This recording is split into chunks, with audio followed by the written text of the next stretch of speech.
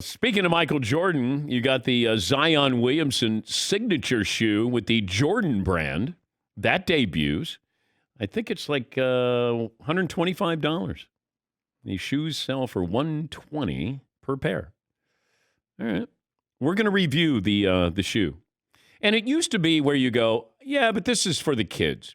It feels like now in this market, collecting shoes is big business. This isn't about a 13-year-old who says, Mom, I want, Zion shoes. This is a 27-year-old who's probably on his second job, making a little bit of coin, and he gets the shoes, keeps them in the box, or you keep the box, but you put the shoes out on display like they're artwork. There are times when I'll be in New York City, and I'll see, like, it's a random store, it looks like, and there'll be, like, 25 people outside, and it's like 10:55 in the morning.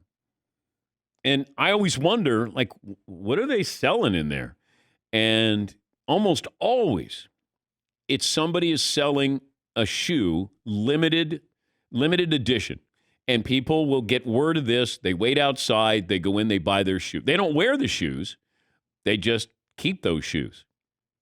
Yes, Todd. Isn't it all misleading when it says the shoes will be available this Friday, April 23rd, featuring a Z on the lateral side to harness power in the heel and help with speed in the forefoot? Just the Z alone on the side of the shoe will make you all of a sudden do those things. Well, remember with Reebok where you pumped them up? D. Brown pumped them up.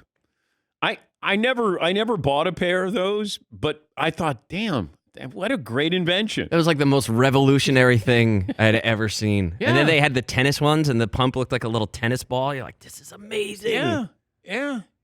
Yes, Todd? Chris Rock did a Saturday Night Live skit on that where he was pumping up a turkey, and he was just pressing the side of the turkey, and it would just become this huge family dinner. Did you guys own Reeboks where you pumped them up? Yeah, I didn't. I think I was Converse, high-top Chuck Taylors, variety of colors. They were $9.99 at Ben's department store downtown Cincinnati. But I think that they were probably rejects, so you got them because, maybe they spelled Converse wrong or the color was wrong, something. But I remember $10 you could get a pair of shoes. And then I graduated from that right to the Adidas Superstar, which I still think is the best-looking shoe ever made. And that used to be the shoe of preference in the NBA. I remember when the Lakers came to town, and I would go early at the Cincinnati Gardens, and I'd watch the Lakers when they're warming up, and I'd just be looking at their shoes. Jerry West had the Adidas Superstars with the Laker gold on the stripes, and he didn't have the shell toe. They had the leather toe there, and I thought, man, those things look so good. One of these days, I'm going to be able to afford those shoes. And then eventually I could, and I still think best shoe ever made. Yeah, Paul. Just before Jordan entered the league, there was a Converse weapon shoe, and it was Laker colors and Celtics colors. It was Bird and Magic back to back, and it was both a poster and an ad in Sports Illustrated, and that was really hot at the time. And then when Jordan came in, he just took charge. Yeah, but those were clunky shoes. Very much. Big, thick ankle protectors. Yeah, they were heavy shoes. Yes, Eden. The first real pair of sneakers that I bought were basketball sneakers. I was like 12 or 13 maybe, and it was the Jordan Grapes. The ones they were like a white sneaker with sort of like green and purple or like green and blue on the side. That now, if you have them now, you could sell them for a couple $100s. But those are the first pair of real basketball sneakers that I bought. Well, you go to that store, what is it, Flight Club in New York City? And you go in there and you see these shoes, like they have them under lock and key. And they have shoes in there that go for $15,000, $20,000.